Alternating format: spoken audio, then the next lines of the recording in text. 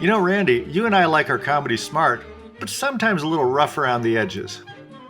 Indeed we do, my friend, and today's legend fits the bill for comedy that is clever and, shall we say, unfiltered? I'll tell you another thing. Do you know that Israel could have had the Suez Canal in that war with Egypt? A lot of people don't know that either. The Suez Canal, they could have had it. They didn't want it. There's no boardwalk. What the hell are you doing? I'm Steve McClellan. And I'm Randy Hodgins, and that take was courtesy of Yakov Maza, known to us as Jackie Mason, a stand-up comic and actor who withstood career highs and lows to become a Broadway and television star.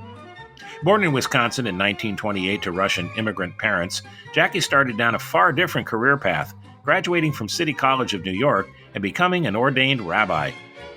Mason soon found that the funnier he made his sermons, the larger the crowd he would draw. When he made the leap to full-time comedian, he struggled for many years, but eventually was given a shot by Steve Allen. Here's Jackie sparring with the audience on the Hollywood Palace in 1964. All those right now, I'll tell you the truth, I didn't come here to tell you jokes. It's not important. This is no time for comedy. I don't know if you noticed that. See, the truth of the matter is there's more important things to talk about. There's a national campaign going on to choose the nominee for the Republican Party for the presidency of the United States. This is no time to tell jokes. Huh? So far you're looking at me like you're waiting for a comedian to show up? An Ed Sullivan appearance the same year would prove to be a major career roadblock. In the middle of his routine, Jackie saw Ed motioning to cut it short. Jackie signaled back. He said it was an index finger, but Ed saw the middle finger and promptly banned him from the show.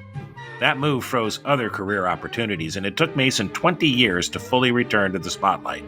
When he did, it was in a big way, with a one-man Broadway show, The World According to Me, where he let the Jewish comedy really fly. You know that Jewish people are the only people in the world who gain weight even when they go to a gym or a health club to lose weight. Watch Gentiles in a gym or a health club. You ever see how busy they are? Swimming, jumping, barbells, doorbells, dumbbells, meklap, mehak, they're so busy. They're crashing into walls, into furniture, schwitzing and clapping and hacking. But every Jew is on a bicycle. This is not good. Of course, in recent years, you haven't really made it in showbiz until you're featured on The Simpsons, and Jackie filled the bill by playing Rabbi Hyman Krustofsky, the father of Krusty the Clown. And here's the rabbi laying a little automotive wisdom on one of the congregants. Rabbi, should I buy a Chrysler? Could you rephrase that as an ethical question? Is it right to buy a Chrysler? Oh, yes. For great is the car with power steering and Dynaflow suspension. An Emmy and Tony winner, Mason stayed active well into his 80s.